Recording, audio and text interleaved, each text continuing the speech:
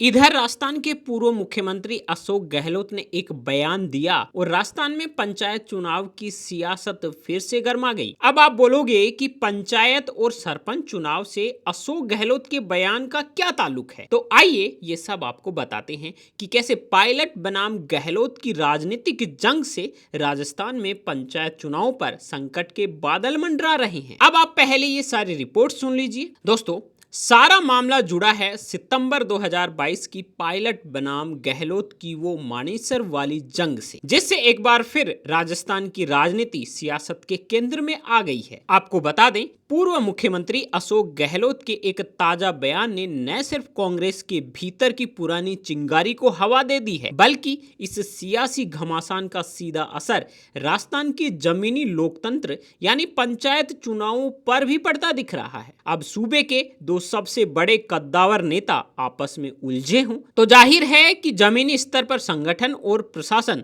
दोनों की रफ्तार थम जाती है। आज हम आपको बताएंगे कि आखिर गहलोत के इस तीखे हमले के पीछे की असली इनसाइड स्टोरी क्या है और कैसे नेताओं की ये आपसी खींचतान राजस्थान में पंचायत चुनाव में हो रही देरी की एक बड़ी वजह बनती जा रही है। दोस्तों, जयपुर के कॉन्स्टिट्यूशनल क्लब में मीडिया से बात करते हुए अशोक गहलोत ने सचिन पायलट पर अब तक का सबसे बड़ा सियासी हमला बोला है। गहलोत ने साफ कहा है कि 25 सितंबर 2022 को जो भी हुआ था वो हाई कमान के खिलाफ बगावत नहीं थी, बल्कि वो पूरी घटना सचिन पायलट को मुख्यमंत्री बनने से रोकने के लिए थी। उनका कहना है कि विधायकों के बीच ऐसा माहौल बन गया था कि करीब 100 विधायक इकट्ठा हो गए थे और उन्होंने साफ कह दिया था कि नया मुख्यमंत्री वही बनना चाहिए जिसने संकट के समय हाई कमान के प्रति वफादारी दिखाई हो, होटल में बंद रहकर सरकार बचाई हो। विधायकों को पायलट मंजूर नहीं थे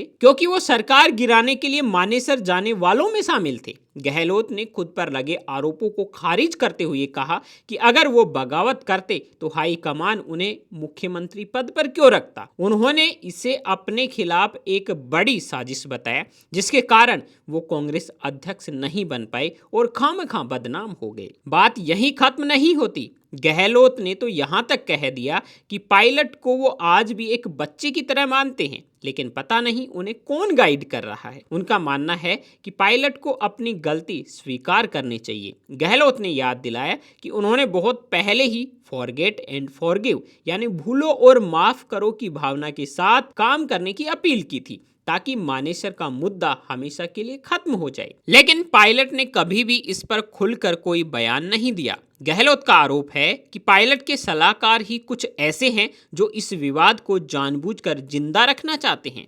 उन्होंने ये भी दावा किया कि पायलट को केंद्रीय मंत्री बनाने में उन्होंने खुद मदद की थी, लेकिन पायलट ने कभी अपनी जुबान से इस एहसान को स्वीकार नहीं किया, जिनका उन्हें आज भी मलाल है। अब समझने वाली सबसे बड़ी बात यह है कि इस अंतर कलह का राजस्थान के पंचायत चुनाव से क्या कनेक्शन है। दरअसल राजस्थान में लंबे समय से पंचायत चुनाव टलते आ रहे हैं और प्रशासनिक हलकों से लेकर राजनीतिक गलियारों तक ये चर्चा आम है कि इसके पीछे दोनों पार्टियों की अंदरूनी गणित काम कर रही है। जब मुख्य विपक्षी दल कांग्रेस के शीर्ष नेता ही आपस में उलझे रहेंगे तो जमीनी स्तर पर कार्यकर्ताओं में भारी असमंजस्य की स्थिति बन जाएगी। पंचायत स्तर के चुनावों में टिकटों का बंटवारा और स्थानीय समीकरण पूरी तरह से इस बात पर निर्भर करते हैं कि संगठन में किसका पलड़ा भारी है। गहलोत और पायलट गुट की इस रस्साकशी के कारण कांग्रेस अभी तक ब्लॉक और जिला स्तर पर अपनी चुनावी रणनीति को अंतिम रूप नहीं दे पाई है। वहीं दूसरी तरफ सत्ताधारी बीजेपी भी विपक्ष की इस कमजोरी को देखते हुए और वार्डों के नए परिसीमन और प्रशासनिक तैयारियों के बहाने चुनाव को टालने में ही अपनी भलाई समझ रही है। नतीजा ये हो रहा है कि गांव की सरकार चुनने की प्रक्रिया लटकी हुई है और विकास के काम ठप पड़े हैं। नेताओं के इन बयानों और आपसी वर्चस्व की लड़ाई में नुकसान सिर्फ और सिर्फ जनता का हो रहा है, जो अपनी स्थानीय समस्याओं के समाधान के लिए पंचायत चुनावों का इंतजार कर रहे हैं। अब देखना ये होगा कि दिल्ली के दरबार में इस अंदरूनी कलह को कैसे शांत किया जाता है और राजस्थान में लोकतंत्र के इस सबसे जमीनी चुनाव का ऊंट किस करवट बैठता है। आपको क्या लगता है, क्या गहलोत के इस बयान के बाद राजस्थान कांग्रेस में मचे घमासान का असर आने वाले चुनावों पर पड़ेगा? अपनी राय हमें कमेंट में जरूर बताएं। अगर आपको ये वीडियो इन्फॉर्मेटिव लगी है तो इसे लाइक कर दीजिए, अपने दोस्तों के साथ में शेयर कर दीजिए और हमारे चैनल को अभी सब्सक्राइब कर लीजिए ताकि राजस्थान की सियासत से जुड़ी हुई हर बड़ी अपडेट आपको सबसे पहले मिलती रहे। और हाँ दोस्तों, अब आप रोजाना सुबह 5 बजे देख सकते हैं दिन भर की टॉप 100 खबरें। यूट्यूब में अभी सर्च कीजिए BN हिंदी और हमारा जो चैनल आ रहा है उसको सब्सक्राइब कर लीजिए और बेल आइकन को प्रेस कर लीजिए।